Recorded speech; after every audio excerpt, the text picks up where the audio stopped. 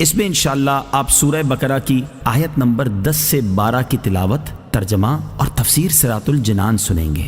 بسم اللہ الرحمن الرحیم۔ ترجمہ: اللہ کے نام سے شروع جو نہایت مہربان رحمت والا ہے۔ فی قلوبہم مرض فزادہم اللہ مرضا ولہم عذاب علیم بما كانوا یکذبون۔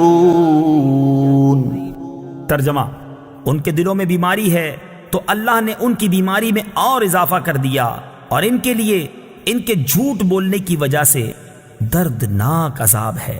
فی قلوبہم مرض، ان کے دلوں میں بیماری ہے۔ تفسیر صراط الجنان میں ہے، اس آیت میں قلبی مرض سے مراد منافقوں کی منافقت اور حضور پرنور صلی اللہ تعالی علیہ وسلم سے بغض کی بیماری ہے۔ معلوم ہوا کہ بد عقیدگی روحانی زندگی کے لیے تباہ کن ہے، نیز حضور اقدس صلی اللہ تعالی علیہ وسلم کی عظمت و شان سے جلنے والا مریض القلب یعنی دل کا بیمار ہے۔ روحانی زندگی کے خطرناک امراض، جس طرح جسمانی امراض ہوتے ہیں اسی طرح کچھ باطنی امراض بھی ہوتے ہیں۔ جسمانی امراض ظاہری صحت و تندرستی کے لیے سخت نقصان دہ ہوتے ہیں، اور باطنی امراض ایمان اور روحانی زندگی کے لیے زہر قاتل ہیں۔ ان باطنی امراض میں سب سے بدتر تو عقیدے کی خرابی کا مرض ہے، اور اس کے علاوہ تکبر، حسد، کینہ اور ریاکاری وغیرہ بھی انتہائی برے مرض ہیں۔ ہر مسلمان کو چاہیے کہ باطنی امراض سے متعلق معلومات حاصل کر کے ان سے نجات حاصل کرنے کی کوشش کرے، اور اس کے لیے بطور خاص امام غزالی علیہ رحمت اللہ الوالی کی مشہور کتاب احیاء العلوم کی 3 جلد کا مطالعہ بہت مفید ہے۔ فزادہم اللہ مرضا، تو اللہ نے ان کی بیماری میں اور اضافہ کر دیا۔ تفسیر صراط الجنان میں ہے، مفسرین نے اس اضافے کی مختلف صورتیں بیان کی ہیں، ان میں سے 3 صورتیں عرض کرتا ہوں۔ نمبر 1، ریاست چھن جانے کی وجہ سے منافقوں کو بہت قلبی رنج پہنچا، اور وہ دن بدن حضور پرنور صلی اللہ تعالی علیہ وسلم کی ثابت قدمی اور غلبہ دیکھ کر حسد کی آگ میں جلنے لگے۔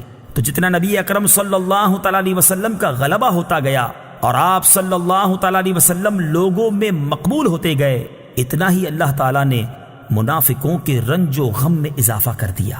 نمبر 2، منافقوں کے دل کفر، بد عقیدگی اور نبی کریم صلی اللہ تعالی علیہ وسلم سے عداوت و دشمنی سے بھرے ہوئے تھے۔ اللہ تعالیٰ نے ان کی ان چیزوں میں اس طرح اضافہ کر دیا کہ ان کے دلوں پر مہر لگا دی تاکہ کوئی واعظ و نصیحت ان پر اثر انداز نہ ہو سکے۔ نمبر 3، جیسے جیسے شرعی احکام اور نزول وحی میں اضافہ ہوا اور مسلمانوں کی مدد و نصرت بڑھتی گئی، ویسے ویسے ان کا کفر بڑھتا گیا، بلکہ ان کا حال تو یہ تھا کہ کلمہ شہادت پڑھنا ان پر بہت دشوار تھا، اور اوپر سے عبادات میں اضافہ ہو گیا اور جرموں کی سزائیں بھی نازل ہو گئیں، جس کی وجہ سے یہ لوگ بہت بے چین ہو گئے۔ وَلَهُمْ عَذَابٌ عَلِيمٌ بِمَا كَانُوا يَكْذِبُونَ، اور ان کے لیے ان کے جھوٹ بولنے کی وجہ سے دردناک عذاب ہے، یعنی اللہ تعالیٰ اور آخرت پر ایمان لانے کا جھوٹا دعویٰ کرنے کی وجہ سے ان کے لیے جہنم کا دردناک عذاب ہے۔ وَإِذَا قِيلَ لَهُمْ لَا تُفْسِدُوا فِي الْأَرْضِ قَالُوا إِنَّمَا نَحْنُ مُصْلِحُونَ أَلَا إِنَّهُمْ هُمُ الْمُفْسِدُونَ وَلَكِنْ لَا يَشْعُرُونَ۔ ترجمہ: اور جب ان سے کہا جائے کہ زمین میں فساد نہ کرو تو کہتے ہیں ہم تو صرف اصلاح کرنے والے ہیں۔ سن لو، بے شک یہی لوگ فساد پھیلانے والے ہیں، مگر انہیں اس کا شعور نہیں۔ لا تفسدوا فی الارض، زمین میں فساد نہ پھیلاؤ۔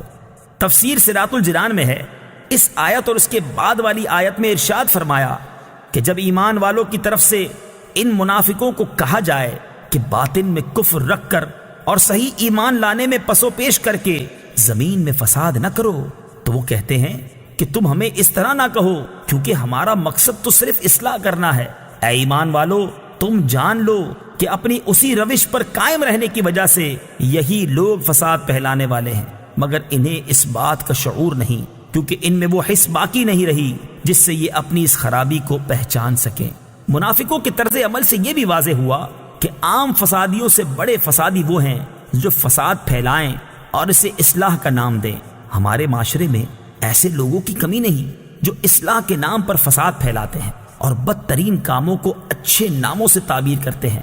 آزادی کے نام پر بے حیائی، فن کے نام پر حرام افعال، انسانیت کے نام پر اسلام کو مٹانا اور تہذیب و تمدن کا نام لے کر اسلام پر اعتراض کرنا، توحید کا نام لے کر شان رسالت کا انکار کرنا، قرآن کا نام لے کر حدیث کا انکار کرنا وغیرہ سب فساد کی صورتیں ہیں۔